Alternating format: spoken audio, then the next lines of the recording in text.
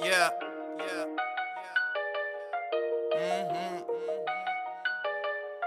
Yeah. Back on my bull. Back on my cool. I'm turning it up, they feeling the heat, so they searching for pools. Tripping on me cause I'm doing my thing and they hoping that I'll be the fool. Taking the game and I'm screwing it up while these boys still searching and looking for tools. Playing it cool, faking it's who. Yeah, they look mad cause I'm breaking the rules. Breaking it loose while I'm breaking some news. Give me your pride and I'm breaking that too. They ain't ahead of us, they don't compare to us. They feeling the kick cause they hearing the change like I opened the register. Flexing on tracks cause this thing is not optional. Leg day is coming, I'm jumping the obstacles. Laughing at haters, we thinking it's comical. Yelling outside like we yelling out dominoes. Always be claiming they monsters. Boy, go get you a sponsor. All of that chatting, all of that acting, gon' mess around, get you an Oscar. They calling me Terrence, I hustle and flow. They all on my line cause I'm still in the vote. Your girl all on me cause she feeling the stroke. Make them say whoa when I'm getting my woe. Talking like I do not got it. You talking like your boy is not it. When you talk, all I hear is yappa, yappa, yada, yada, yada, yada. Most of your favorites ain't dealing with me. Pouring it up like the end of the week. You don't let us in, we still in the keys. We coming from nothing and ending the street. Aiming at throats and taking out knees. They feeling the pressure and know they can't breathe. Winning the races and taking the places and walking they stages like it's a degree. Feel it in your veins, it's a dope flow. Got the whole game in a chokehold. They taking too long, you can't see me now. Put them in boxes like photos. Packing the bags and hitting new land. I do what I want, they do what they can. All in their way, I'm messing up plans. I'm speaking the truth, I keep it a Grant. Waiting for Zell, never will fail. Waist looking slim, she eating her kale. I'm peeping the game and playing it well. She throwing it back like it's way too exhale. Come from the pain, not chasing no fame. I come up with morals, can't slander my name. Taking what's mine and grabbing the flame. Shooting my shot and yelling out game. Know what's real when I'm giving the feel. Can't look back when you turning the wheel. Go get a doctor, I'm giving the chills. Told them to get out, grab the key and they pill. I warn them that I am a factor.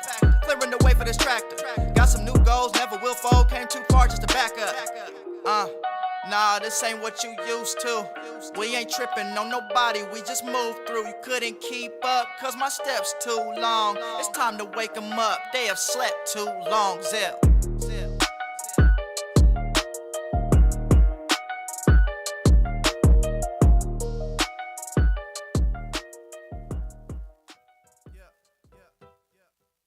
Yeah, we pull up, and we hop out. Yeah, we pull up, and we hop out. Yeah, we pull up, and we hop out. Do our dance, then we bring the whole block out. Yeah, we pull up, and we hop out. Do our dance, then we bring the whole block out. Yeah, we pull up, and we hop out. Do our dance, then we bring the whole block out. Yeah, we pull up, and we hop out. Do our dance, then we bring the whole block out. Yeah, we pull up, and we hop out. Talking about some things you was not about. Tell them we don't play like the lockout. Got me feeling like Yeezy on the dropout. Can't deal with no phonies. Flow like baloney. Ain't no game round here, homeboy. This ain't Sony. They said they gon' show me. It's in me, not on me. Ha, you don't know me.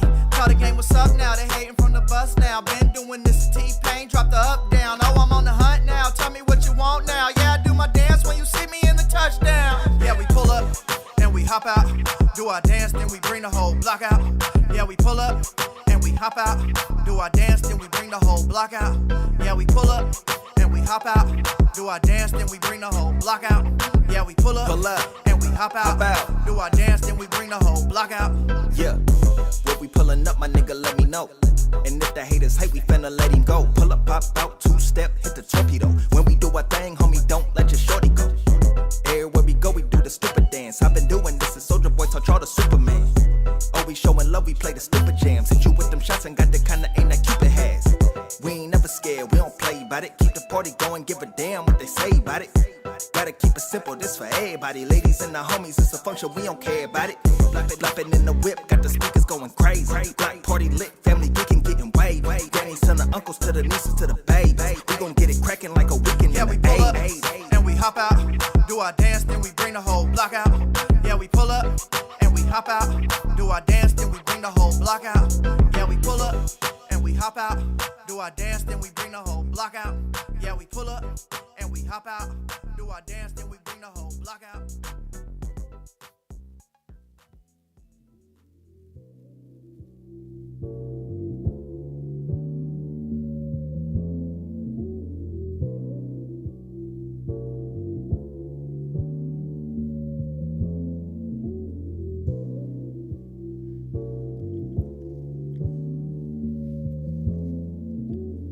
I remember when you was crying over tests. You know I held you tight while your head was on my chest. I wanna go back to the times we didn't stress. Everything was black and white, something like a ref. I swear our love is slept on. You can have my left arm. Your friends was talking mess, but you was never crept on. Your mind was saying that, your friends was saying this. I ain't never raised my voice, never once called you a I know as a woman, a lot is on your mind. You thinking about the future, you questioning the time. Well, baby, I'm your answer, let me be right by your side. I wanna see you shine, when you tired, let me drive.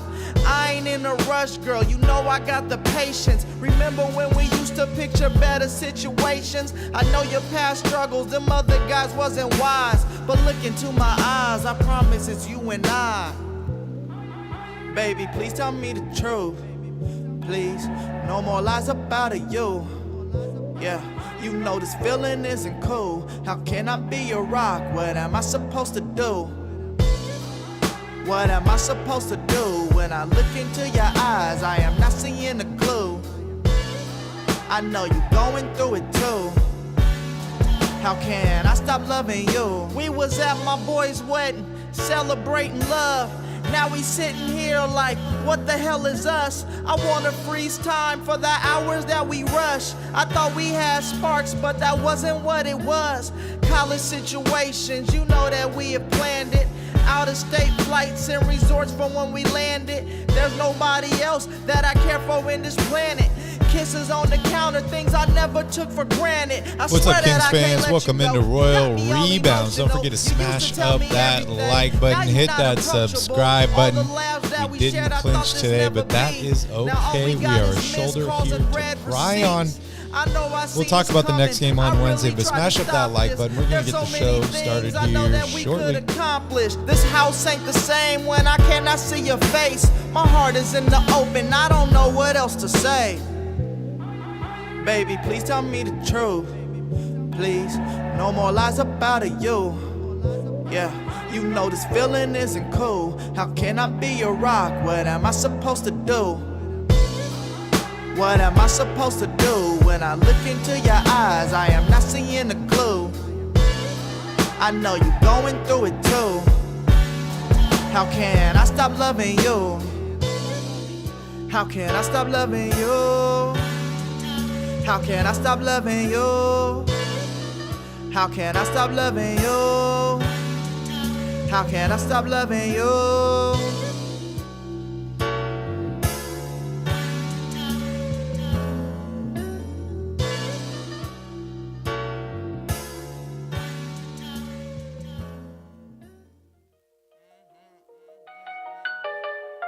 Yeah. Back on my bull. Back on my cool. I'm turning it up, they feeling the heat, so they searching for pools. Tripping on me cause I'm doing my thing and they hoping that I'll be the fool. Taking the game and I'm screwing it up while these boys still searching and looking for tools. Playing it cool, faking it's who. Yeah, they look mad cause I'm breaking the rules. Breaking it loose while I'm breaking some news. Give me your pride and I'm breaking that too. They ain't ahead of us, they don't compare to us. They feeling the kick cause they hearing the change like I opened the register. Flexing on tracks cause this thing is not optional. Leg day is coming, I'm jumping the obstacles. Laughing at haters, we thinking it's comical. Yelling outside like we yelling out dominoes. Always be claiming they monsters. Boy, go get you a sponsor. All of that chatting, all of that acting, gon' mess around, get you an Oscar. They calling me Terrence, I hustle and flow. They all on my line cause I'm still in the vote. Your girl all on me cause she feeling the stroke. Make them say whoa when I'm hitting my woe. Talking like I do not got it. You talking like your boy is not it. When you talk, all I hear is yappa yappa yada yada yada yada. Most of your favorites ain't dealing with me. Pouring it up like the end of the week. You don't let us in, we still in the keys. We coming from nothing and ending the street. Aiming at throats and taking out knees. They feeling the pressure and know they can't breathe. Winning the races and taking the places and walking they stages like it's a degree. Feel it in your veins, it's a dope flow. Got the whole game in a chokehold. They taking too long, you can't see me now. Put them in boxes like photos. Packing the bags and hitting new land. I do what I want, they do what they can. All in their way, I'm messing up plans. Welcome to Royal Rebounds TV with Calvin and Barry. Just two crazy fans of the Sacramento Kings and they sharing their opinion. So be sure that you subscribe. It's for the fans, by the fans. Whether you chilling on the couch or wildin' in the stands. For laid back conversations about the Kings, subscribe here. Staying down until we come up thinking this gon' be our year. We're here, drinking beer, talking about the Kings. Be sure you subscribe so you can hear that bell ring, yeah.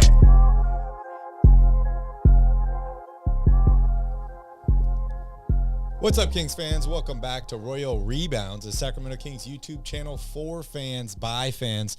Unfortunately, the Kings do lose tonight, 119-115 to the Minnesota Timberwolves. They do not clinch that elusive playoff spot or home court advantage in the playoffs, but that's okay, guys. We're here to talk about it. De'Aaron Fox returns from injury today. Calvin, happy Monday. Happy Monday. Could have been a happier one, but here we are. Yeah.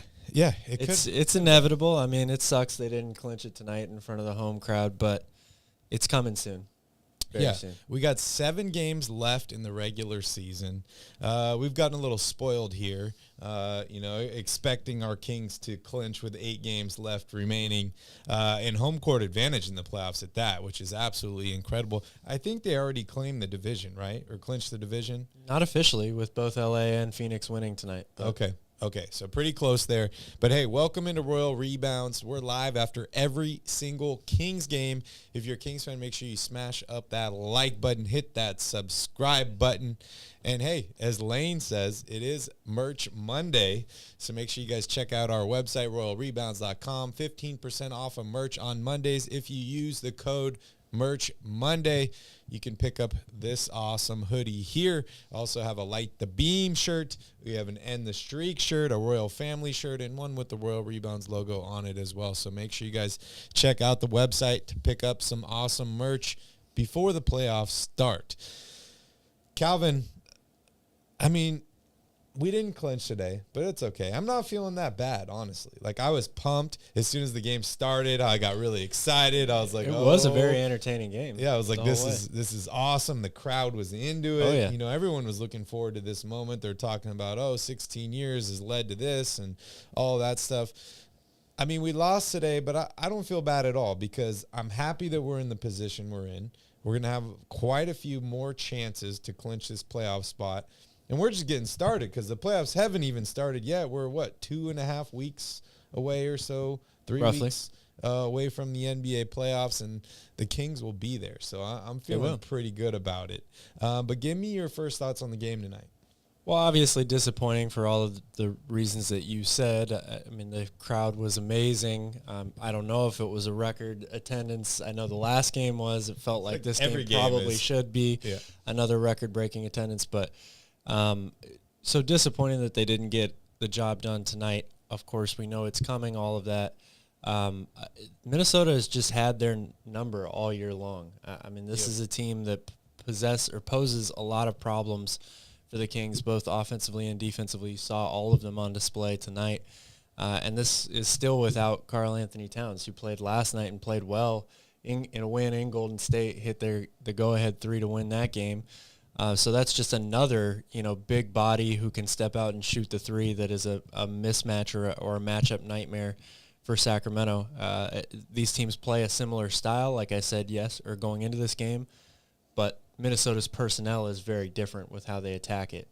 And it gave the Kings fits all night. I mean, aside from that second quarter, which the Kings pretty much dominated or were playing in control for pretty much the entire quarter, Minnesota had this game in the palm of their hand.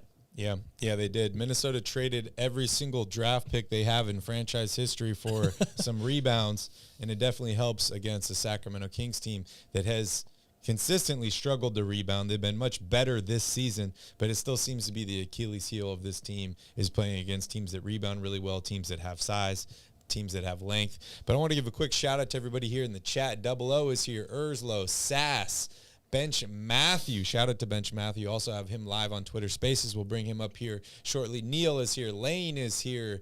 Makami is here. Kai is here. Jay, my guy Jay is here. Progressive G. Big Bird is here. Good to see you all. Welcome in. All my legit fans show up, Calvin, after losses. Gilbert's here. Ian is here. I mean, I don't really, part of me feels like I need to make everyone feel better because I know there's a lot of people that are feeling disappointed after this game. But honestly, I don't know why you guys feel bad. I don't know why anybody's disappointed. I mean, yeah, we lost the game tonight. It is what it is. You lose the game. But in all honesty, like I'm saying, like I have been saying for months now, Like, we are way ahead of schedule. Like, yes, no one expected this team to be this good. I mean, maybe Mike Brown did, and maybe some of the players thought that they could be this good. But, we are way ahead of schedule. We're playing with house money right now. Like, I can't even believe the fact that tonight we had a chance to clinch home court advantage in the playoffs. That's crazy.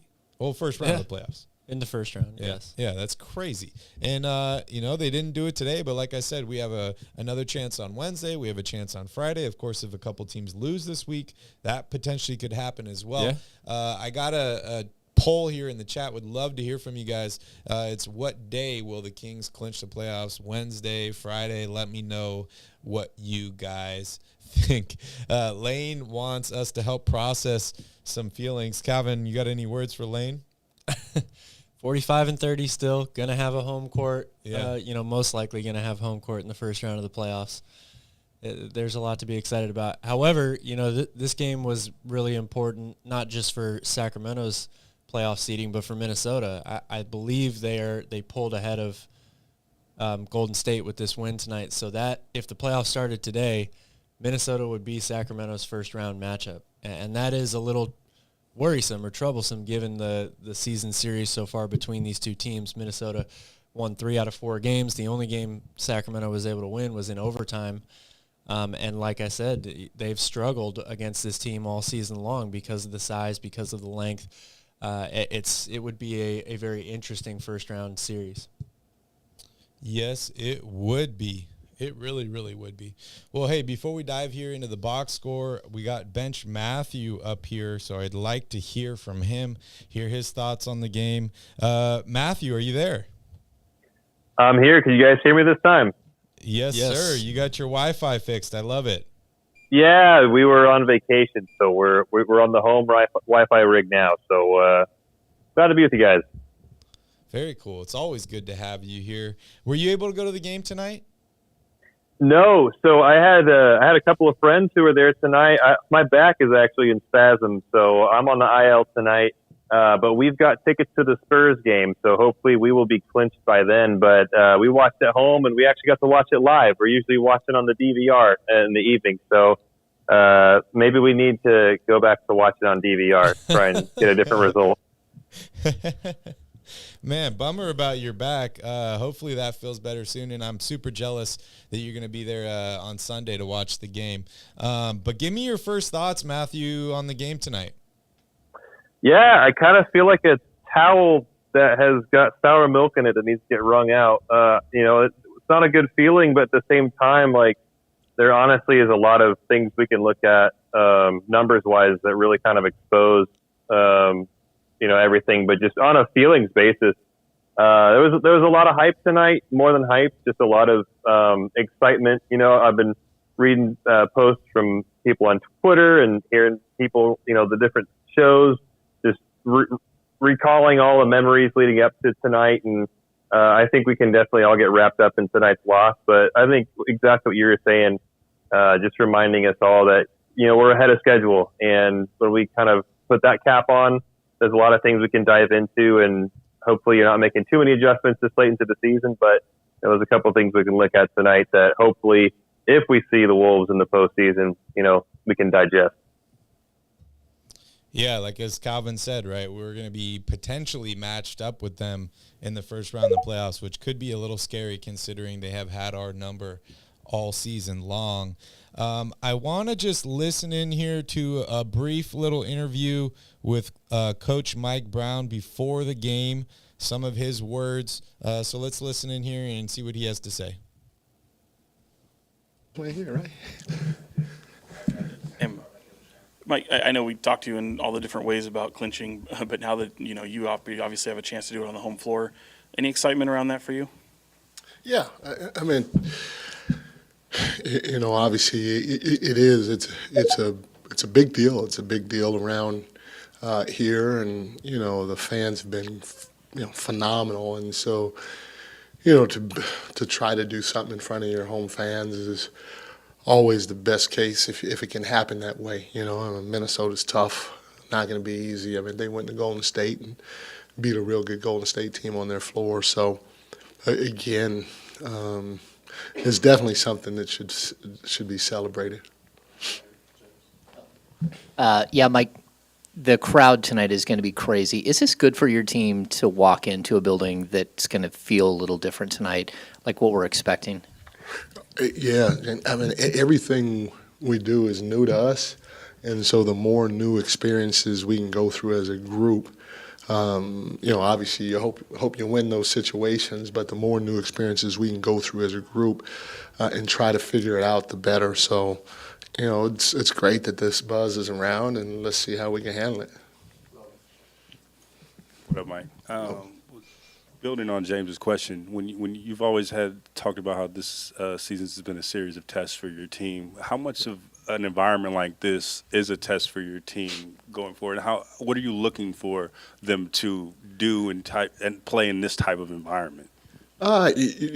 Basically to appreciate what's going on, to acknowledge it, embrace it, all while still trying to do your job, and any time that you have distractions, whether it's good or it's bad or indifferent, to be able to handle those and still do your job the right way and at a high level is always a test, especially when you haven't experienced something like what we're going through now, especially tonight too. Mike, did you text Steve last night after the loss? No. No? No. Didn't want to rub him, anything? No. As for the game tonight, though, with Minnesota, this is a team that's given you fits in the past. Yeah. I know Cat's not going to be out there for them tonight, but what are you looking from your guys, especially in one of the final times you'll see them this season? Well, all three games have been really tough. Anthony Edwards kind of has had his way, and the last time that they were here, they shot the lights out in our building. So hopefully we can get to their shooters. Also, they had a couple of big rebounds down the stretch that gave them or continued to give them life when we were making little runs here and there. So you hope with their length, their athleticism. That's a veteran team. That team is put together to win now. They got a lot of guys that have had playoff experience, a lot of guys that have won awards, and you got the vet Mike Conley leading your troops. And so, they're right now their team is built different than ours, but we need to be able to respond appropriately versus their guys tonight, no matter who's in uniform. Wow, Calvin, it sounded like he knew exactly what was going to happen tonight. Well, I mean, like we said, given the season series between these two teams, and they know how difficult of a game it's going to be going up against a squad like this, and Minnesota is playing good basketball right now. We talked earlier in the week or last week about peaking at the right time. Minnesota got healthy; they got all their guys back, and they're playing well. You have to give them credit. Yeah. Matthew, what were your thoughts regarding the Coach Brown interview earlier today? Well, I think you hit it, right on the spot, and I think he had an idea of what was coming. But one of the things that I like about Mike Brown is that he doesn't get too hot one way or the other. If anything, the way that he tends to lean is kind of putting the fire under the butt of our guys, and I think that's something that's been earned out of respect from the crew, and something that I think resonates well with how he's able to coach. And I think that all of us are kind of in a position of wanting to think about what's coming, the playoffs, and there's that balance of, playing for the playoffs, whether that's, managing rest, whether that's, winning for seeding. But I think the thing that's most important right now that Mike Brown talked about is what lessons can we learn in the 7 games that are left that's going to lead to not just a playoff berth, but playoff wins. And I appreciate that for sure. Yeah, that's a great point, right? There's 7 games left in the regular season for the Kings.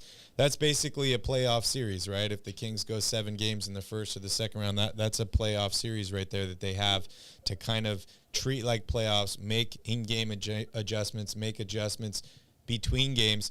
I just love his composure, honestly. I feel like Mike Brown is he's one of the best composed coaches in the NBA, whether it's during an interview, throughout the game or not. I mean, you see guys like Doc Rivers, drives me crazy during a game, just yelling and going crazy. Tom Thibodeau is one of those guys also. But Mike Brown just has this like awesome composure, this been there, done that attitude at all moments, all facets. And I feel like it creates a lot of confidence for his players. So definitely love that from him. It's unfortunate that the Kings were not able to clinch tonight, but it'll happen. It will happen. So I'm not worried about that. But hey, guys, I want to dive here into the box score. We can go over this, and then we'll dive into Cal's keys to the game tonight and see where the Kings missed. But first off, Domas Sabonis, he does foul out in this game, 6 personal fouls, 40 minutes of action, 11 of 14 from the field, 24 points, 10 rebounds, and only 4 assists tonight for Domas. Harrison Barnes, 35 minutes of action, 5 of 12 from the field, 19 points, 5 rebounds, and assists. I love what I saw to HB tonight. When the Kings did get down, he would go straight to the basket instead of jacking up a 3, which I absolutely loved. Keegan Murray, 28 minutes of action, only 3 points tonight and 6 rebounds. Tough shooting night for him. 1 of 8 from the field, 1 of 6 from three-point range. He is now 2 threes away from setting that rookie record. Definitely wanted it tonight, we could tell. And I wish he would have had that 3 with like 40 seconds left in the game. That would have made things interesting. Absolutely huge for him, but that's okay. De'Aaron Fox, 35 minutes of action tonight in his return. 10 of 20 from the field, 1 of 6 from the three-point line for him, same as Keegan Murray. 29 points, 4 rebounds, 6 assists. Calvin, these guys coming back from hamstring injuries are playing exceptionally well. Would like the shooting numbers to be a little bit better, especially from three-point range, but 29 points in your first game back is pretty good. Not bad. He had 14 of them in the second quarter. It was a little bit earlier of a Fox takeover than we're used to, and he didn't have the same type of magic late in the game that we have been accustomed to seeing, unfortunately. Kevin Huerter, 27 minutes of action. This guy was in foul trouble almost all game long. Picked up his the entire third game. foul. I believe it was like 4 minutes left in the second quarter. He does finish the game with 5 personal fouls, 13 points, 3 rebounds, and an assist, 3 of 5 from three-point range. Another abysmal night for the bench tonight. Trey Lyles, 5 points, but 11 big rebounds for him. Edwards, 2 points. We got to see some Len tonight. Alex Len, 4 points for him and 2 rebounds. 4 points for Davion Mitchell, an assist for him. And then Malik Monk, after being ejected from the last game, 12 points tonight, 1 rebound, 3 assists on 4 of 13, shooting 0-4 from three-point range. Calvin, the bench continues to struggle for the Sacramento Kings. They did struggle today mightily. The common theme right now going on in the chat is lineups and whether or not the Kings or Mike Brown made the right decisions playing guys certain minutes. Certainly when Kevin Huerter is in foul trouble the whole game, that's going to hurt, especially when he only took 7 shot attempts and he made 4 of them. So having him on the floor for a team that shot terribly from 3 tonight, having him more available would have definitely helped there. But I am a little surprised that he rode with Monk as long as he did. I did not think Malik played a very good game tonight. This is a horrible matchup for him, especially if he's not able to create and knock down shots offensively. He did not shoot the ball very efficiently, obviously. He had a couple of really bad turnovers. But then defensively, even when Malik is in good defensive position, he has no matchup on this team because of the size and the length. Yep. They're not going to have him guard Conley because he's usually going to be on the floor with either Davion or De'Aaron Fox. So he ends up matching up against one of these big wings, and they can just shoot over him, back him down in the post, no problem. It was interesting to me to see Kessler Edwards only get 6 minutes in this game. Yeah, I mean, I think we all would have hoped that Kevin Huerter wasn't in foul trouble for this game. We could have used a lot more of him. But as Brian says here in the chat, the Kings shot 18.5% from three-point range, Calvin. They made 5 threes tonight. This might be a season low in threes for them, a team that shoots and makes a lot of threes. 5 of 27 from three-point range.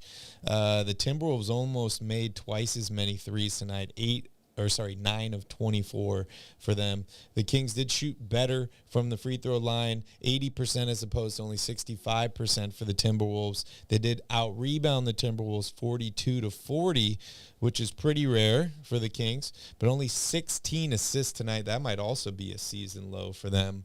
10 turnovers tonight for the Kings, only 6 for the Timberwolves. Kings did win the points in the paint battle, but it's hard to overcome when you turn the ball over that much and you just don't shoot well at all. Yeah, definitely. And I mean, give Minnesota credit. Again, they took this Kings offense out of their game a little bit. They've had over 30 assists in each of the last 2 or 3 games, I think. And this is a team that's, third or fourth in the NBA in assists per game at around 27. Mm-hmm. They made them a one-on-one team today, or strictly a pick-and-roll team. They took away all the passing lanes, all the backdoor cuts that the Kings normally get in this offense. They didn't let Sabonis really operate, in the normal area that he likes to. I did think that Sabonis was very good and aggressive going at Rudy Gobert tonight. But the Minnesota Timberwolves took away how the Kings like to operate their offense primarily. And you saw a lot of pick and roll with Fox, a lot of pick and roll with Malik Monk, and it leads to not many assists, or not as many as you're used to seeing, and then 10 turnovers as well. Yeah, shout out to Fred Dixon here for joining in. Good to see you, Fred. Charlie is here. Tito is here. Brooklyn is here. Good to see you all. And Matthew is here. Matthew is a member of the Royal family. And, hey, just everybody that's watching, if you don't know, we now have memberships enabled on the channel. So if you'd like to sign up for a membership, there's 2 tiers. The lower tier is the Royal family. It's $1.99 per month. You get a bunch of extra perks, and you get your name green like Matthew. It does help us. It helps support the channel. It helps us grow. So we would appreciate if you want to sign up, if you want to support us. Sign up for a membership, join the Royal family, or just hit that like button if you can't afford $1.99 per month. Fred says, for some reason, the Kings look flat. Matthew, what do you think about that? Yeah, so, and I tweeted about this at the end of the game, that, it did take a season worst in shooting from the three-point land for us to not clinch tonight, which is ironic for us being, if not one of the best three-point shooters, shooting teams in the NBA. Katie said in the broadcast that her previous season low was 8. And, had we scored 8, that's 9 more points. We can't just add and subtract and say that's a win, but by the math, that's a win. So that's obviously, that's where my attention went. And I think a lot of us can go there as kind of the scapegoat of tonight. But Calvin, I think you really hit it on the head. You're talking about the assist, 16. That's or maybe Barry. I think that might have been you talking about 16 assists. Also, might being a season low. You're right. You got to give credit to Minnesota. The Kings did not miss a lot of open threes tonight because there was not a lot of open 3 attempts. The way that Minnesota was switching, the way that they were covering, there just was not a lot of opportunities that are created on the 3-pointers. A lot of them were ISOs and trying to create, and they were doing a great job of that. Conversely, the way that Minnesota was able to create their passing lanes, dangerous drinking game, the amount of times that, I looked at my wife and said one more, and there would be one more pass, and there would be a wide open 3 or a midi. Memphis was really Memphis. There we go. Minnesota. What do you call them, Barry? The Memphis-Soda Grizzly Wolves? Minnesota Grizzly Is that Wolves. Dude, it's hard. It messes me up every single time. I just call them the They're Wolves the now. same team. Oh my gosh, the Wolves. Yeah. They really were able to execute on both ends of the court, and that really shows up in the differential in the assists. And so my mind originally goes to just how abysmal the 3-point shooting was. But you're right. You got to give them credit. The disproportionate amount. Anytime you double the opponent in assists, that's probably going to be a win. You agree with that, Calvin? Yes, absolutely. For a team that struggles to get stops consistently, If you can't execute your normal game offensively, the Kings still put up 115 points is the crazy thing. That's Even what though they I was shot thinking. 18% from three. Yeah. They did attack the paint really, really well. You talked about Harrison Barnes earlier. I loved what I saw out of him going hard to the basket. And Fox in that second quarter was really, really great with, 6 or 8 straight points in the paint or whatever it was. And they scored 60 total in the paint. That's the reason the Kings were in it, combined with their effort on the offensive glass. But I think Matthew brings up a really good point about the wide open threes, and I go back to Kevin Huerter being in foul trouble for most of this game. A lot of the wide open threes that I saw taken in this game came from Kevin Huerter. His ability to create space off of that, sprinting around the perimeter, coming off the dribble handoff with Sabonis, taking that extra wide sidestep. He was the guy that was getting probably the best looks they had from three all night, and he was, 3 of 5, I think? Yeah, 3 of 5 from three. So not having him available later in the game, especially after he picked up that 5th foul and then having to play Malik heavy minutes, that kind of did Sacramento in there at the end. Yeah, I would have probably kept him out on the court if it was me. Let him play with the 5 fouls. But like you said, Calvin, it's crazy looking at these stats and you're like, wow, the Kings were actually in this game. They had a chance at the end. Yeah, if Keegan hits that three, they were down 3 you're with down about 3. 30 seconds left. Yeah, you get a stop and you have a chance to tie it and go to overtime. Shout out to the Kings for fighting, right? We've talked about this year. Well, that's one thing that they've done all year long consistently. Exactly. Very, very consistent. There's been so many different ways that the Kings have been able to win basketball games that there's not just a perfect formula where it's like, you need to shoot better, you need to rebound more, you need to do this, and you're going to win every single game. The Kings have found ways to win when they've been out-rebounded, when the other team has shot better than them, when they've turned the ball over a lot, when they've been without star players. The Kings have found a way to win games. So unfortunately, they didn't win this game tonight, but like what Coach Brown was saying, right, is each game that there's left. So there was 8 games left. Now there's 7 until the playoffs start. Each game you can look at is a learning lesson, as a way to tinker things a little bit. You don't want to change a lot, but I don't want to say these are like throwaway games because they're obviously not. There's some of these games are important, but like if you had won tonight, you clinch home court advantage in the playoffs, you clinch your playoff spot. The other 7 games is basically we can rest a bunch of guys or we can try some new things. We can make some adjustments and see how the players and how the team reacts. Now, I'm not saying you don't want to do that for every single game that's remaining, but the Kings have a little bit of flexibility here. Yes, you do want to lock in your playoff spot. Yes, you do want to lock in home court advantage, but you do have a little bit of flexibility here to play with and figure out and try and learn a little bit more before the playoffs start. Oh, yeah, and there's going to be lots of opportunity for that. I mean, their next 3 games are 2 against Portland and 1 against San Antonio. Portland has completely shut down for the rest of the season. They're not playing any of their normal rotation players anymore. And, of course, San Antonio has been one of the worst teams in the NBA all year long. So there's going to be lots of opportunity to do those exact things that you just said. Yeah, and then we mentioned bench scoring for the Kings. I mean, between Naz Reid and who's this, Jalen Noel, they scored more points than the entire Kings bench, Calvin. And neither of these guys played more minutes than Trey Lyles or Malik Monk. Very efficient scoring. You know me, I've been on the Naz Reid train all year long. Yes, he's been you killing have. it all season.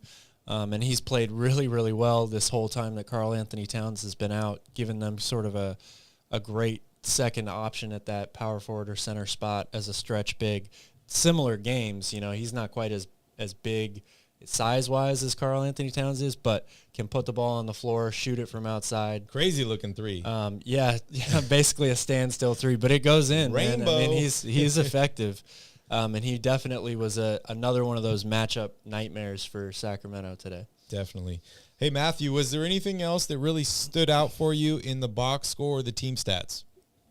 Yeah. And this will be my last chime in. We got an early morning for the bench family tomorrow. But yeah, you're just hitting on it, Calvin. One of those metrics, and this is sort of an arbitrary number, but one of the metrics I like to look at sometimes when trying to dissect a game is how many people on a team were 15 points or more. Sometimes a 10 plus or a 15 plus spread, and the Wolves, they've got 6 people with 15 points or more, and if you include Noel in that, with his 14, that's 7 to the Kings 3 between Barnes, Domas, and Fox. And a lot of times the Kings are able to do that formula of Domas, Fox plus one more, and with Keegan Murray having an off night, as people are prone to have from time to time, and Kevin Huerter being in foul trouble from the beginning, that Domas plus Fox plus one more and pepper in some from the bench. If the bench is cold, it's just going to be a rough night for the Kings to come out on top. And I thought that was a good point you were making earlier about Huerter really being one of the only ones who was able to find an open shot. And I think the last one that he made, there was like 3 minutes left, and he shot that thing from Folsom. He was like a full foot behind the hash, behind the hash.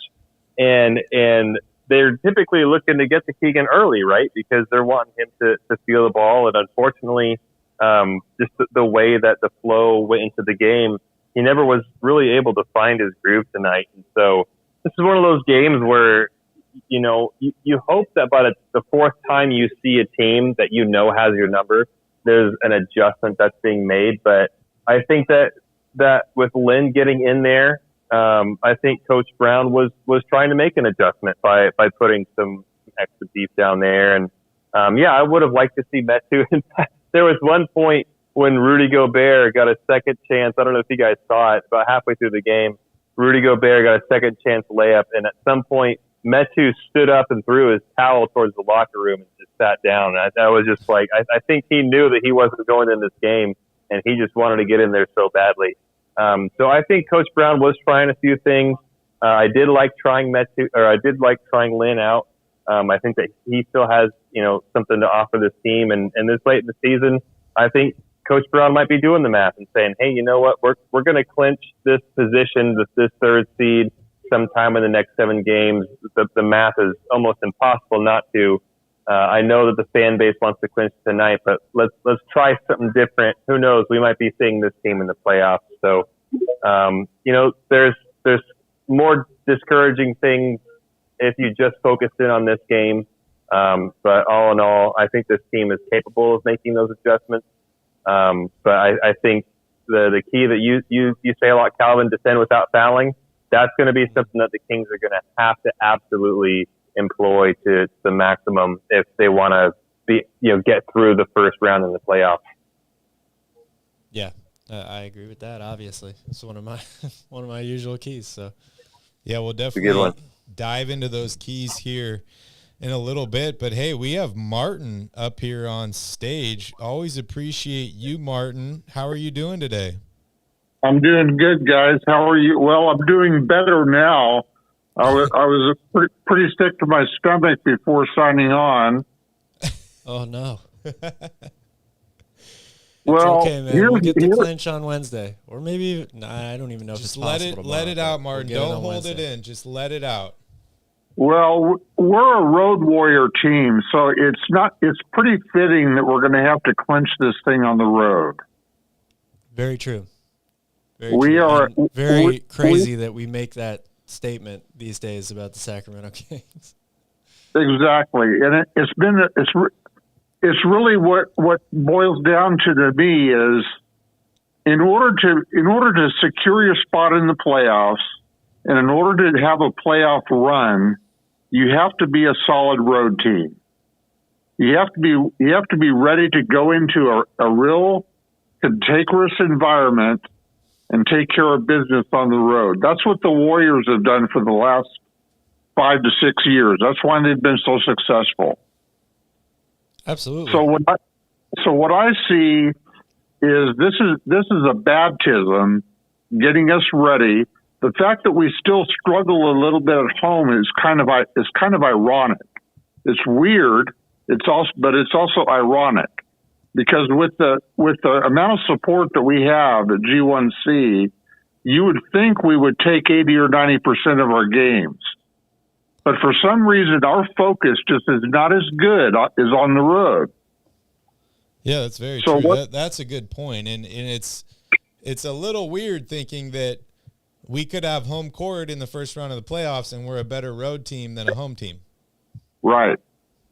That is kind of weird.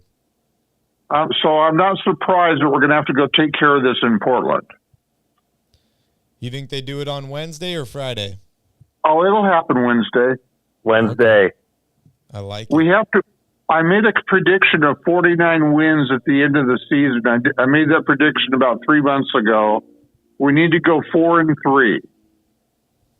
I think that's very doable. Yeah, that's not a bad prediction at Very all. I mean, doable. you got 2 games against Portland. You got San Antonio, New Orleans, Dallas, Golden State, Denver. I see at least 4 wins here. I do. Now, what happened tonight was a miracle. We should not have been in this game. We normally have one supplemental shooter that is a supporting staff that we did not get tonight on any level from anywhere. We didn't get it from Monk. We didn't see Terrence Davis come into the game and shoot the lights out. Herter had a mediocre game, and Keegan was off of his game completely. So we didn't have that supporting cast that's so necessary for our success. And the fact that we were in the game at the end is just, I'm still scratching my head trying to figure out how. Yeah. Yeah, I think we've said that about a number of games this season, just going back to what we were talking about earlier, how even when this team doesn't play its best or shouldn't be in a position to win a game, you look down, there's a couple minutes left, and it's a 1 or a 2 possession game. They're very, very resilient, and I think that's goes back to a lot of what you just alluded to with being a better road team. Mike Brown and this coaching staff just has the right mentality instilled with this team. Aside from their physical inadequacies, lack of size or whatever the case may be, they make up for that with the heart and the fight that they come to the arena with every night. Yeah, definitely. And I agree with you. I'm surprised we didn't see Terrence Davis tonight. Surprised we didn't see Dellavedova after he got the chain in the last game. But I'm just going to go back to what I've been saying for a couple weeks now, Calvin. De'Aaron Fox leads the team in scoring. The team loses again. Well, I mean, by your metric, the Kings wouldn't be a very good team then. Yeah. I mean, dude, I'm not going to lie. I'm looking here at the record. Like, they're like 5 games below 500 when De'Aaron Fox leads the team in scoring. Well, I mean, that is what it is at this point. I have said over and over again, the team plays its best when everyone is sharing and they get 30 assists. They have all, like Martin just said, they have the tertiary scorer that steps up and is big for them. That's when the Kings play their best basketball. That's why they're the best offensive team in the NBA. But I think that, what you're saying, I think, kind of takes, not that you're intending to do it, but I think it takes away a little bit from what De'Aaron has done this season. The amount of close games they've played, the number 1 fourth quarter scorer, the number 1 clutch scorer, you're not going to win all of those games, but they have won a majority of them, and he is a huge, huge reason why. I guess what I'm really pointing at, and like you pointed out earlier in this game, was the games that De'Aaron Fox has to do a lot early in the game, including scoring, is because his other teammates aren't getting going, and it hurts them later in games. Versus when De'Aaron can get guys going, Herter, Murray, those guys are making buckets, and De'Aaron can just play defense, be a facilitator, be in control of the game, and then take over in the fourth quarter. This is a much, much better basketball team.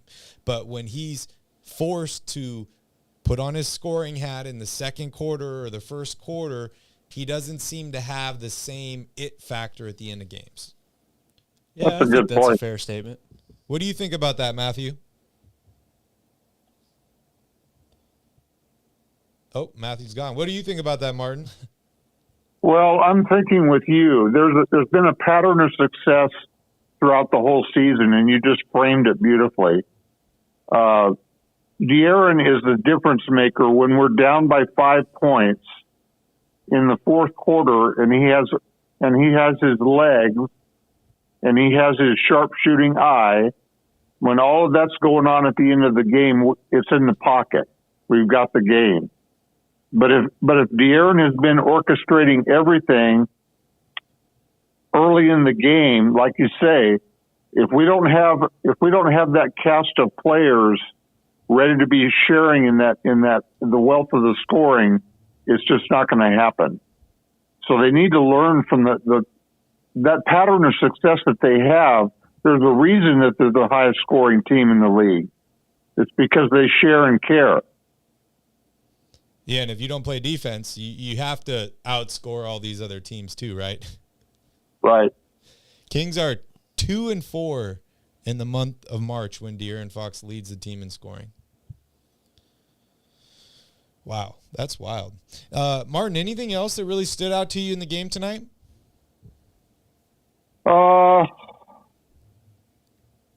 I was at the Utah game on Saturday night, and Rub the it in, difference. rub it in.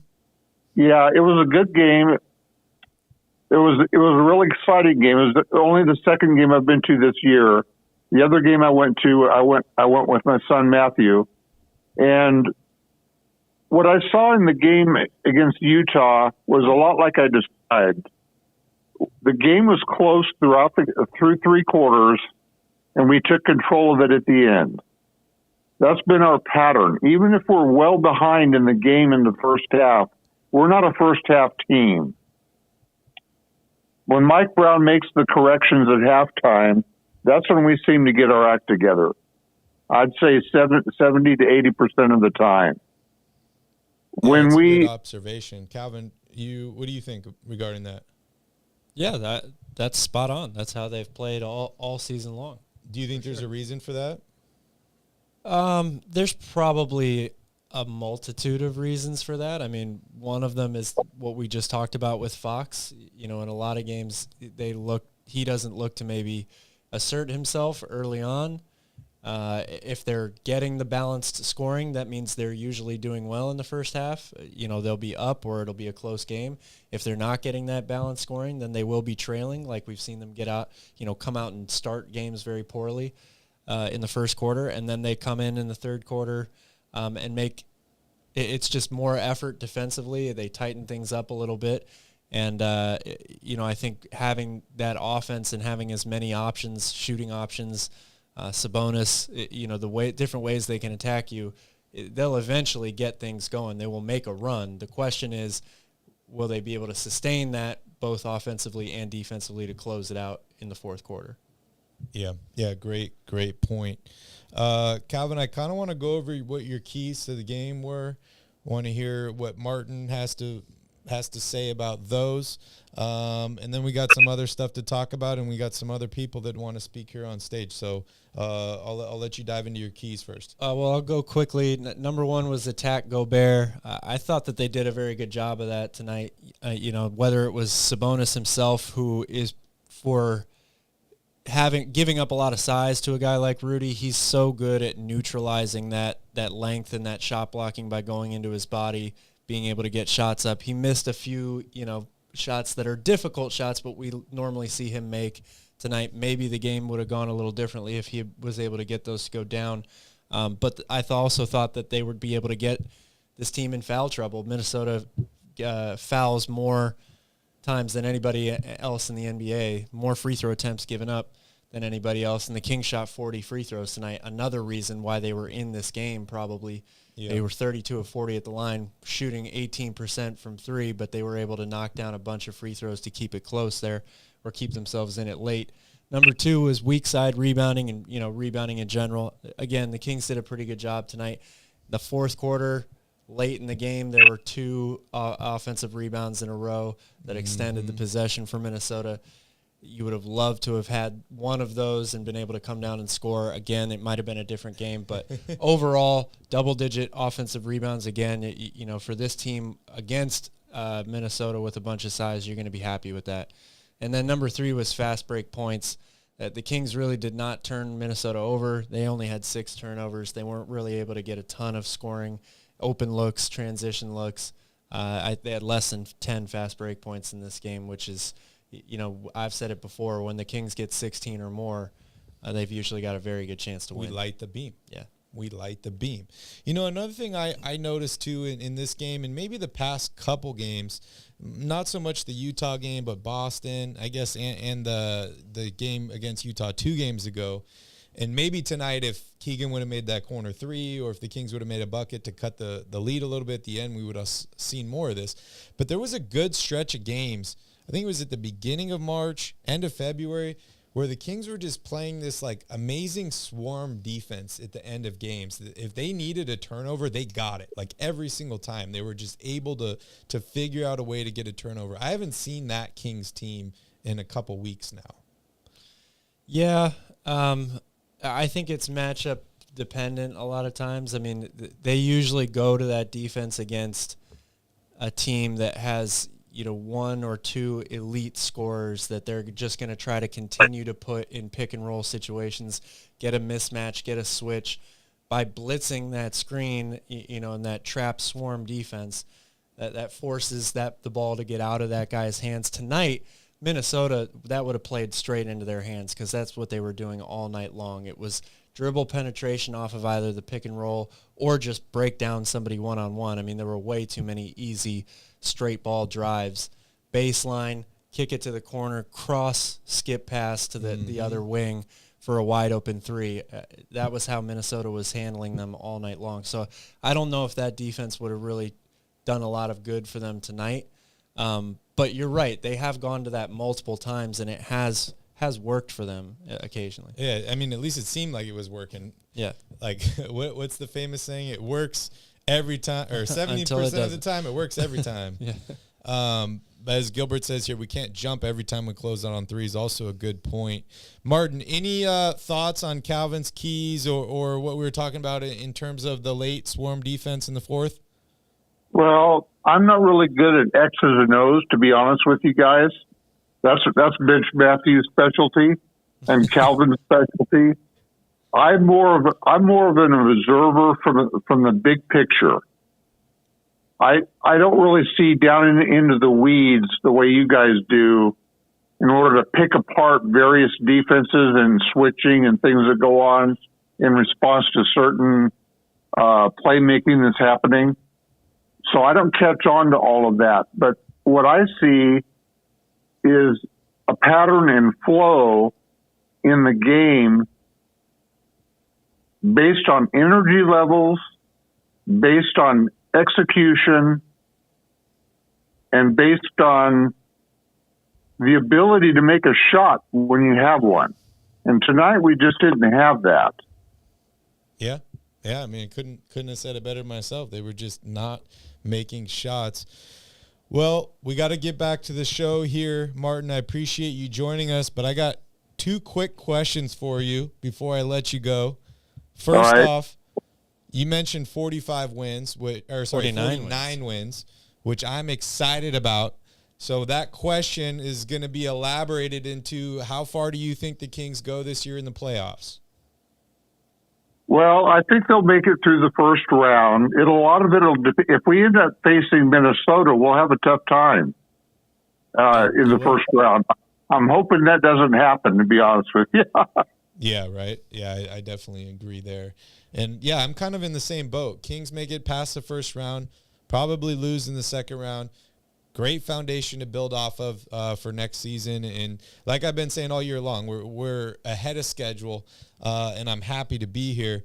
My other question for you, Martin, and it might be too early for this, but in your mind, I know you're a big picture guy now, like you said. In the big picture, what's one thing the Kings can do in this offseason to get better? I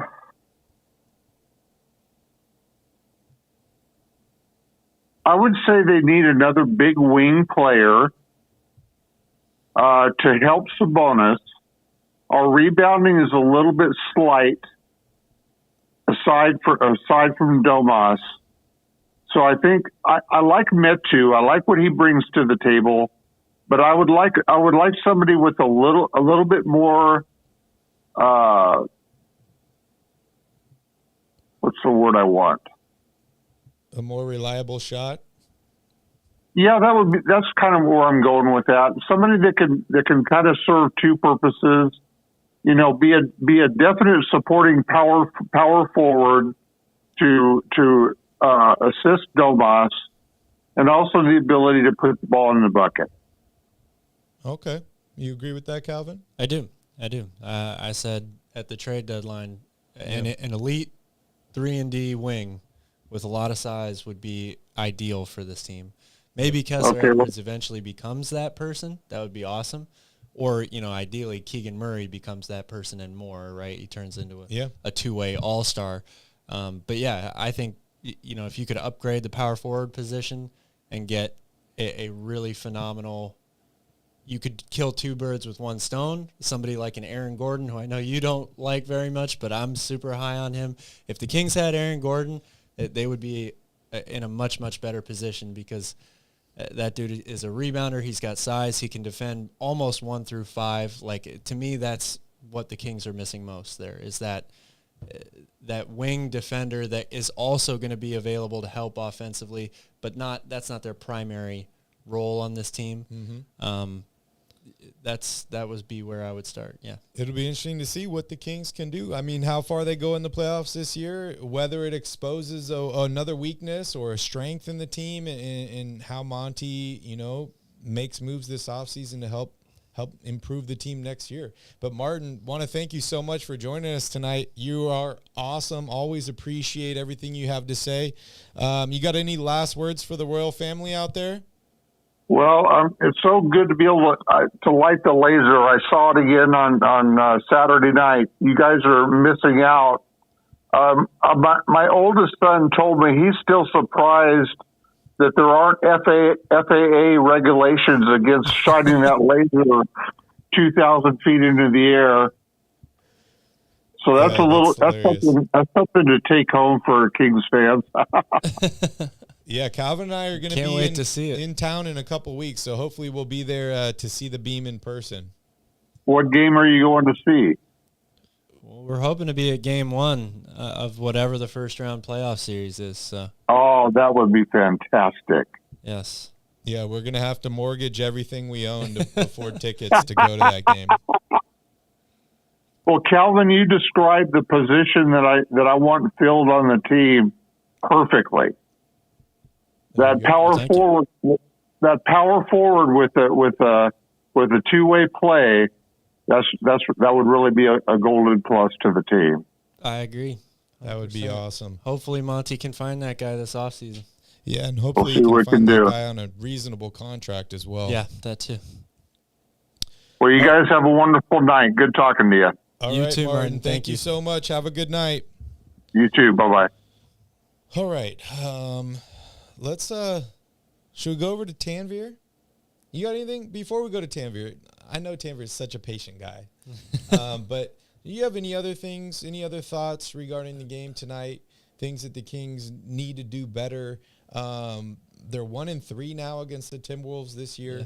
We talked about it in the last stream, right? And how hard the Timberwolves are for the Kings because it's like a direct mismatch for the Timberwolves. Even if they don't have Towns, they still have Gobert. The Kings haven't figured out a way to take Gobert out of the equation like we saw teams do last year in the playoffs. I mean, is there any suggestions you have? We know Mike Brown watches the show. We know Rudy Fernandez watches the show. You have any suggestions for them to next time the Kings play the Timberwolves, how to maybe pull Rudy a little bit further away from the center, maybe get him in foul trouble, just kind of eliminate him from the game? Well, I mean, there are certain things you can do with that, but to me, that's actually not the problem that Sacramento has with this team. I mean, Sabonis has done very well all season long going at Gobert one-on-one. Fox was able to get into the paint today. They have gotten him in foul trouble. They haven't. I don't know if they've gotten him to foul out of any game. I think maybe he did in the overtime game that they won, but to me, that's not really the issue. The issue is the perimeter. They have no match for the length and size on the perimeter, both on offense and on defense. I mean, Kyle Anderson, it's a name that we haven't, it's been brought up in the chat here, but we haven't actually said his name yet on this show. He killed Sacramento today. Yeah. Double-double, 15 points, 11 assists, I think. That dude has been terrible for the Kings all season long. Jaden McDaniels was also really, really good tonight. Dunk. Yeah, I mean, on defense, they struggle so much with this team, not necessarily because of Gobert. I mean, yes, Gobert has double-doubles, and he has the offensive rebounds and the putbacks sometimes, and he made a lot of free throws tonight, which I also saw brought up in the chat. I feel like every time I watch Rudy Gobert play, he somehow always knocks down free throws, even though he's a 64% free throw shooter or whatever. He makes them when they count, as Shaq would say. But to me, the problem is everybody else. I mean, Mike Conley absolutely shredded this defense tonight. He didn't have a ton of assists, but it was the hockey assist. It was the pass that sets up the pass. Those are killers. To cross-court wide open threes. And then, offensively, like I said before, that I think they go at Rudy Gobert and attack him just fine. You can pull Sabonis out from the paint. They like to operate with him, in the mid to high post, free throw line extended area anyway. But again, that only works when you have the ball movement and the passing lanes available for Sabonis to find other guys, which again, against the perimeter length of this team, they're not finding. Sabonis only had 4 assists in this game, which is well below his season average. Mm-hmm. And that's a combination of a bunch of things. So to me, Rudy Gobert, as big as he is, and he's a problem because of his size, he's not anywhere near the biggest problem with facing this team to me. I mean, I agree with you, but I also feel like once we haven't played against him and Towns together. That's true. And once they're both out there on the court, that's when I think Rudy Gobert is really going to present some issues for the Kings, especially in the rebounding department. And I feel like if you can pull him a little bit out of the paint, you're going to get more De'Aaron Fox inside. You're going to probably get more rebounds. And, I mean, you have to make him a liability. I feel like that's the way to exploit him on this team. I agree with that. I do. I just think that Minnesota has this team well constructed right now. It's not as simple as just pulling Rudy Gobert away from the basket. Yeah, I can see that. I also have to say, I agree with you. Kyle Anderson, absolutely killing it tonight. But the one thing I could think of when I was watching the game and seeing Kyle Anderson is I'm like, this guy's a mini Rudy Gobert. You see him? He looks identical to Rudy Gobert, just smaller. It's weird. Super, super weird. Anyways, I want to go over here to Tanvir. Tanvir, how you doing? You working? Yep, always working, man. You know me, man. Always working. Yeah, always working, making that bread. Tanvir, what are you going to spend all this money on, bro? I don't know, man. Saving it, bro. Saving it up. I love to hear it. How are you feeling tonight? Kings lose. They don't lock up a playoff spot, but how you doing? How you feeling? Hey, man, it happens, man. I wanted to win, but hey, man, what are you gonna do when you lose a game at home? Yeah, it sucks, but you have to move on. Losses happen. It's normal. Not bummed at all. Still love the squad, regardless. Yeah, I think that's kind of where I'm at this point. Now, I'm trying to take these losses, at least over the past couple weeks, as a grain of salt. I'm trying to just brush them off my shoulder and not deal with them. But hey, if we're losing playoff games, I'm going to be feeling a little bit different. So we got 7 games left. I don't know if you heard Martin speaking earlier, but Martin thinks we're going 49. What would that be? 49-23. So 33. 49-33. So I mean, that puts the Kings at 4-3 in the next 7 games. Can you deal with 3 more losses, Tanvir? Yeah, I wouldn't hate it, man. 3 more losses, I know, yeah, you don't want losses, but it's the NBA, bro. It happens, man. Talent's everywhere, regardless of the team. Gilbert in the chat here says, how do we lose when the Wolves are on a back-to-back with no Karl Anthony Towns? Minnesota's 8-5 on back-to-backs this season. Yeah.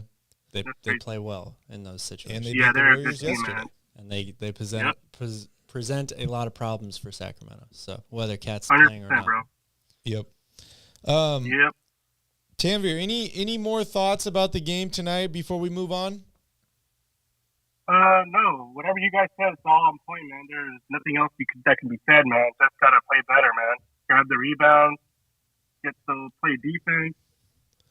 What else Gotta can play better. What I else agree. Yep. What else can there be said, man? So one thing to mention before we move on to Wednesday's game against the Portland Trail Blazers, and this is congratulations to Malik Monk. Malik Monk sets a Sacramento-era record for points and assists on the bench or off the bench in a season. That's wild. Crazy. That's Shout out. insane, man. Shout out to Monk, we had man. Isaiah Could have used a Thomas. few more of them tonight, but Yeah, I knew you were going to do that in there.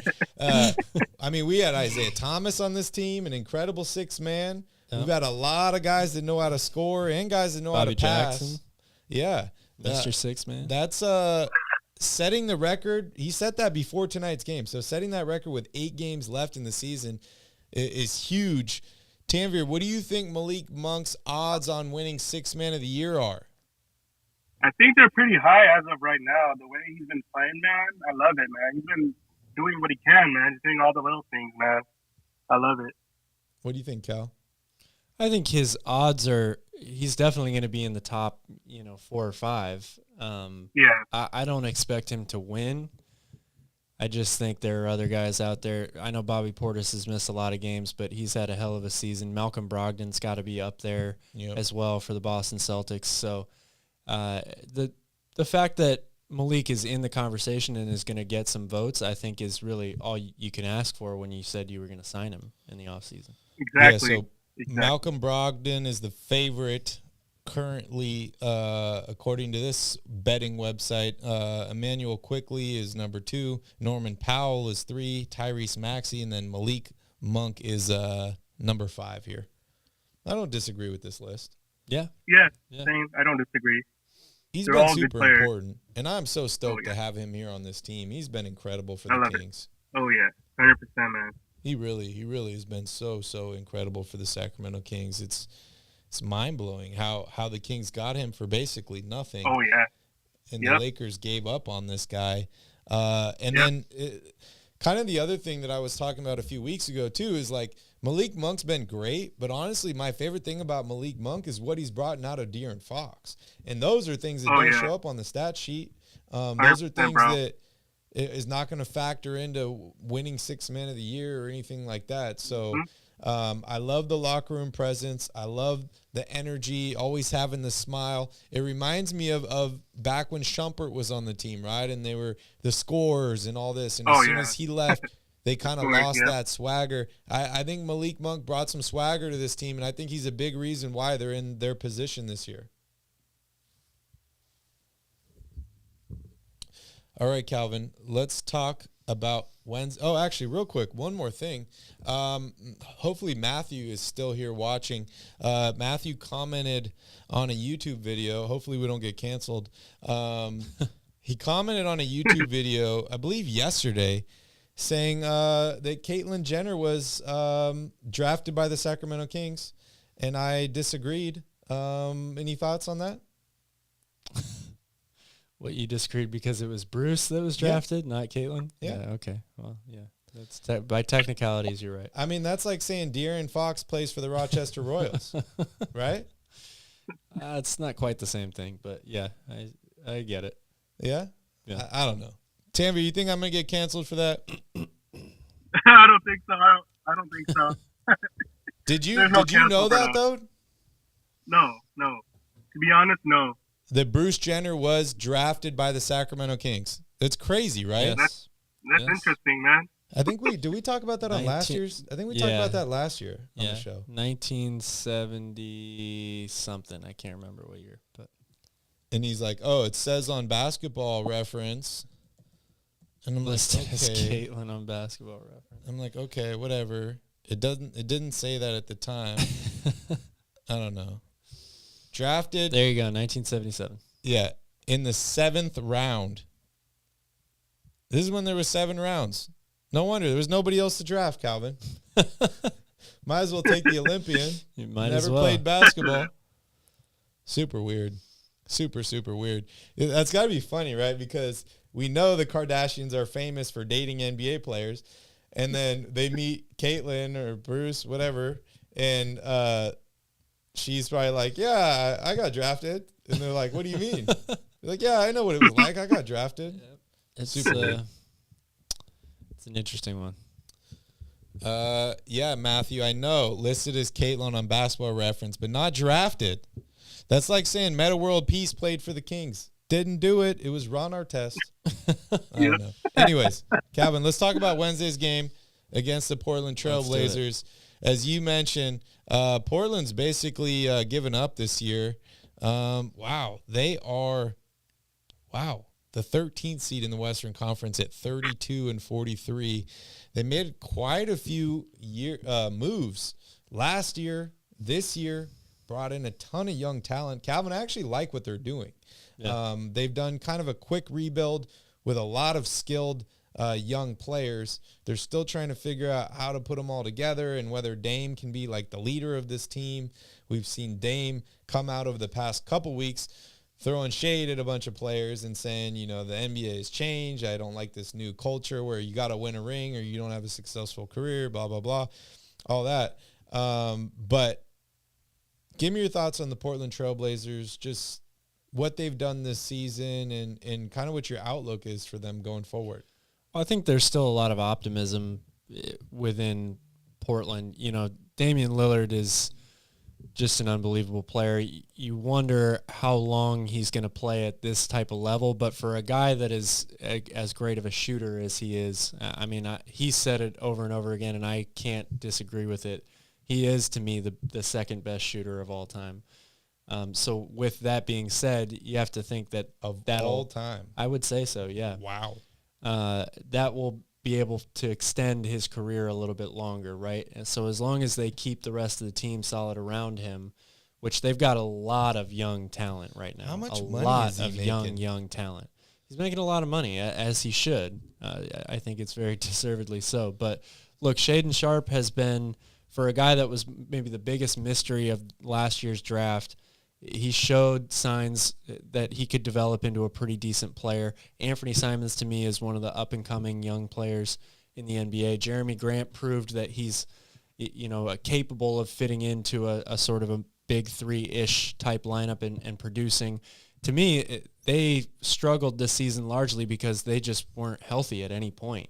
I mean, Nurkic was again hurt for a long time. Lillard missed a bunch of games this year. Simons missed games. They were never really healthy, but they've got, I think, some good pieces to this team. Nasir Little has had a good season this year. Another big, you know, long 3-and-D guy, shot it really, really well from outside. So there's definitely reason to be optimistic, I think, if you're Portland. You just have to get this group back together healthy and give it another shot.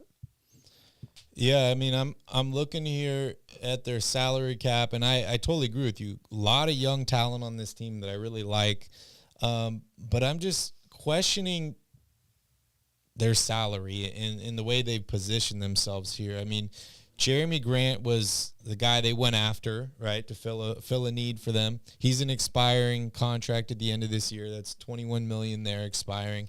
Cam Reddish is a free agent. Matisse Thybulle is a free agent. All three of these guys are guys that they went out and got and gave up assets to get. And then you look at a guy like Shaedon Sharpe, who I really like. He's on the first year of a 4-year rookie deal. When his rookie deal is up, Calvin, and it's time to pay him, which is 2026, 2027, Dame Lillard's got a player option for $63 million that year. Yeah. That's crazy. $63 million that year. You still have Yusuf Nurkic locked up for 4 more years, which, as you mentioned, he has not been healthy. So I definitely missed a lot of games the last 2 seasons. Have some question marks regarding the health of this team and their salary cap situation. But you're right. They do have a lot of young talent. So I think that they can figure it out. I think they can make something work. But not in the next couple weeks, which is what I'm excited for. I expect the Kings to light the beam on Wednesday. I expect them to as well. I mean, they are sitting just about everybody in their starting lineup. So which we know, that hasn't always been a great situation for the Kings. We've seen them lose a lot of games when their opponents' star players, multiple players, have been out, but I think this will be a different situation. Did you post this thing on Royal Rebounds Twitter that says, tonight we clinch a playoff spot, Kings fans? I did. Well, that's why we lost right there. Well, thanks for putting it on me. Jinxed it. Just trying to give them a little, Hey, if you think Calvin Little jinxed spark. us, let me know in the chat, because I'm feeling a little jinx coming on here. But, hey, let's go to Tanvir. Tanvir, I want to hear from you what your thoughts on the Portland Trailblazers are before we get Cal's keys to the game. For me, Portland, I like them too, man. I don't know about Dame. I don't think he's going to want to stay there now with all whatever he's saying. But their team is nice, man. I like Sharp too, man. I think they have a good player in them also.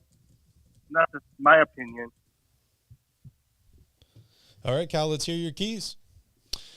Key number one is going to be hurt him on the glass. This team's going to be missing a lot of players, especially Nurkic. I think that the Kings with Sabonis, the way that they've committed a little bit more to offensive rebounding lately, I think that they have been very good over the past few games. This could be a game where they could definitely win the rebounding battle and get a lot of second chance points maybe. So that would be a huge boost. Hurt him? How'd you spell that? Not like Herter, but Okay. that would have been better. I mean, I figured Yeah, that maybe would have like been actually Herter needs to get better. more rebounds, like hurt him. Well, he could certainly be one of Hurt those him. guys crashing. He's Okay. been definitely helping a lot in that area. Number two is going to be a complete opposite of what it was tonight. 3-point barrage. Portland allows their opponents to shoot 37% from the 3-point line. I think if the Kings are able to move the ball a little bit better than they did today, they're going to get more open looks from three, and you would have to think that they knocked them down at a higher rate than they did tonight. And then number three is going to be play through Keegan. These last 7 games of the season, the Kings haven't officially clinched a playoff spot yet, but like we were talking about earlier, that's inevitable pretty much at this point. Uh-oh. No, I'm serious. I mean, if you look at the math, for the Kings to not clinch a playoff spot, I'm not talking about home court. It's almost impossible for them not to. Don't post that on Twitter. I will not post it on Twitter, but I will stand by my words that it Okay. is almost impossible for them not to clinch it. So when you're going to play these teams down the stretch like the Portlands of the world, like the San Antonio Spurs of the world, who have nothing left to play for this season, Yeah. this is your opportunity to kind of try a few different things or work on some things. I look at this as a big opportunity for Keegan, because he's one of those guys that's going to continue to get playing time, even if they shut down or rest some of these other guys later in the year, like Fox or Sabonis. Because Keegan's a rookie, he hasn't played, the heavy minutes like these other guys have all season long. They're going to give him more opportunity here, and I think they could maybe use him or give him an opportunity to kind of expand his game or try out being more of a go-to scorer, a playmaker, that sort of a thing, I like as that. opposed to just a stand in the corner and shoot guy. It's a big opportunity for him and also for a bunch of guys on the bench, even the two-way players, if they have a chance to get in some of these games late in the year. I like that a lot. Tanvir, what are your thoughts on those keys? Those are the right keys, man. Exactly. Those are the keys right to the on car target. right there. Yep, that's the keys to the car, bro. You think Calvin's jinxing the Kings at all? No, I don't think he's jinxing anything, bro. Okay. I think he's all good, bro. That's good. That's good, because the chat doesn't agree with you. There's one person in the chat that doesn't agree. Oh, 2 people. I wonder who that is. That's okay. It's all good. No one, That's okay. no one has to agree. I'm feeling great, man. 7 games left. I know everyone wants to get to the playoffs already. They want to start the playoffs. But I'm telling you, Kings fans out there, just enjoy where you're at. Enjoy every single game. Yeah. Enjoy every single stream. There's only a few left here, Calvin, before the playoffs start. So we got to live in the moment for a little bit. Yeah, we also got to get ready for playoff shows. We've never done that before. Yes, that's That crazy. should be fun. That's crazy. Tanvir, I got to go here to Nick pretty soon because he's requesting to come up on stage. For sure. But I think we can all agree it's pretty much official now that Calvin's chopping the hair off. Oh, it is? I thought I was out of line for saying that the Kings were going to be automatically in the playoffs. Yeah. But my hair is 100% gone at this point. It's 100% gone. Oh, okay. Hope you're enjoying that hair, bro. Yeah, there's a double standard here, not going to lie. But, hey, Calvin's going to lose his hair, which everybody's excited for here on the channel. So, Tanvir, did you kind of narrow it down? Because I feel like obviously we're cutting it on the last episode of the regular season, which is, I believe, April 9th at 3 p.m. Pacific Standard Time. We're going to have a final vote on, I want to narrow it down to 4 options. And then people will vote on the 9th, and then whatever people land on the most or whatever's voted for the most is what we're going to go with. Can you help us narrow it down? Do you have a couple options for him? Sure.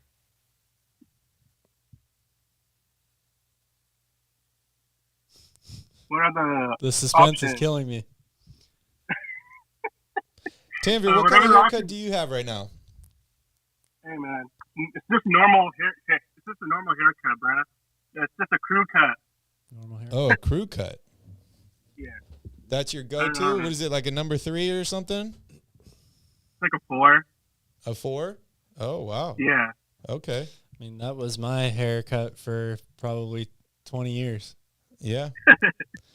So, I mean, obviously you don't want to throw the crew cut in there because I don't know how to do a crew cut, one. But, I mean. Like you know how to put a beam in the middle of my head. Yeah. I know how to do all that stuff. But, yeah, what do you think? I don't know. What you think, bro? Bowl cut, mohawk. What other ones did we decide? Oh, perm, red hair perm. I mean, I've seen so many. Skullet, mullet. Yeah. I think mohawk reverse was good on you. faux I've seen them all. I Medieval think a mohawk Mongol, would look whatever good. that is, Matthew. All right, I'm going to send it over to Nick because I bet you Nick has some great ideas for this one. Nick, are you Really? there? What's man, up? That sounds fantastic. Bald plus pigtails plus bangs. Yo, Nick. What's up? What's up, dude? How you doing? I'm okay. I just wanted to say we lost tonight, but I had one slice of pizza tonight. One slice. Maybe that's why the Kings didn't win. You only had one slice. Oh, What kind of pizza was it, Nick? cheese pizza. Were you at the game tonight? Yes. Oh, man. That would have been so much fun if they would have clinched tonight, right? Yeah. Why not clinch tonight? Why not clinch tonight? Why not clinch on Wednesday? Yeah, that's exactly what the Kings are asking themselves. We need to fire the laser. That'd be great. I would love to fire the laser, Nick. I would love to. Would you like? Am I gonna like the purple beam on Wednesday? Yeah. Oh, yeah. I hope so. Nick, what kind of haircut do you have currently? What's your normal haircut? Just a regular haircut, Just That's the regular one everybody's one. got, the regular That's one. exactly what Tanvir said. So you just walk into the barbershop and you're like, give me one of those regulars. Yeah. Yeah. And they just say, no problem. Yeah. Yep. Wow. Okay. That's pretty nice. When was the last time you got your hair cut, Nick? God, I can't remember. It's that long ago, huh? No, I can't remember the last time I got my hair. Is your hair longer than Calvin's? I think so. Oh, wow. Oh, wow. You think so? He's got longer hair than you and can eat more pizza than you, Calvin. I think you're lying. And he's on more post-game shows than you, too. Well, that is not a lie. He's definitely on more post-game shows. than me. Nick, you're killing Calvin tonight, dude. Oh my gosh. Why do you think the Kings lost tonight, Nick? Because they didn't play better. They got to pick up the belt better. They got to pick it up. Yeah, that's a good point. I think they definitely got to pick it up. Probably play better gotta- defense. They got to stay in front You of just their got to man. pick up the ball better. Stay on You your just man. got to Stay on your man. Yeah, you do. And you know what they really need to do better, Nick? What? They need to shoot the 3 ball better. Yeah, What did they make? 6 threes tonight? 5 threes tonight? you do. You do. You got to shoot better. You got to Not play good at better. all, Nick. Not good at all. No, I mean they should have played better. They should have did what they could have done. You know, they could have played better. You know, I just wish that they would win the game, win better, win tonight. But we would have clinched the 3rd seed. But you know, That's okay. It's coming, Nick. It's coming. You know the worst part, Nick, about a Kings loss? what is the worst part? Is I feel like everybody on YouTube is really stingy with the like button when the Kings lose. Yeah. No one likes to hit the like button. They're all like, unlike, not happy. Doesn't matter what they say. Not happy tonight. The Kings lost. Yeah. It's quite unfortunate. But, I mean, you know the best part is we get to play again on Wednesday. Yes, we do. We got 7 more games left. Kings have 45 wins, Nick. 45 wins right now. Yeah. That's incredible. How many wins did you think the Kings were going to have this year? Yeah, no. We had the opportunity to clinch tonight. We had the opportunity to clinch, but we didn't do it. Well, I know that. Like a true politician, dodging the question. Nick, what I'm saying is, before the season started, how many wins did you think the Kings were really going to have? Why? I don't know. I was thinking maybe 42. I thought 500 was a good Yeah. target. Yeah. Or sorry, 41. I think it, 41 I and think it would 41. have been. I'm not good at math today, apparently. It would have been. But I'm feeling pretty good, man. We're ahead of schedule. I think we will make the playoffs this year. Today's an unfortunate loss, but hey, the beam's going to be there on Wednesday, Nick. It will be. Can you give me a prediction for Wednesday's game? 114 to 99. All There it right. is. Who are we playing on Wednesday, Nick? The P-Town. P-Town. P-Town. Pizza Town. A lot of Are good we pizza in going Portland, to actually. Are we going to do the show? Am I invited to your show? On Wednesday? Am I invited to your show in downtown Sacramento? Of course. You're always invited, Nick. Have We you ever are been having to, that. Nick, have you ever been to Coin Op? I don't think so. I think I have. You don't or you do? I do. I have been there before. Okay. Describe it to me. It's an ice cream and cookie place. Different place. No. This is like a video game place. Like they have arcade games. Okay. It's an arcade bar. It's on K Street. Yeah. And you got to go downstairs, and then there's like a bunch of arcade games in a big bar in the middle. Yeah. You been there? Hey, I think so. Okay. Well, we're gonna have to take you there when we're in town. Do you like video games? Yeah, I do. What's your favorite video game? Favorite thing is to do is I can't remember. Yeah, I like that one too. Thought you were gonna say Red Dead Revolver. That would have been a great one. But Nick, dude, you're a little late on the show tonight. We're basically closing up here. Okay. But can you do me a favor? Yeah. Can you end the show for me today? Yes. Do you know what to do? You know what to say? Sleep dreams. There you go. Can you Sweet dreams. tell everybody on YouTube what to do? Yeah, can you guys say sleep dreams? There you go. And then hit that button. Hit that like button, thumbs up. There you go. And make sure you sub jump on YouTube. Make sure you sub. Hit that thumbs up. And subscribe. Subscribe on YouTube.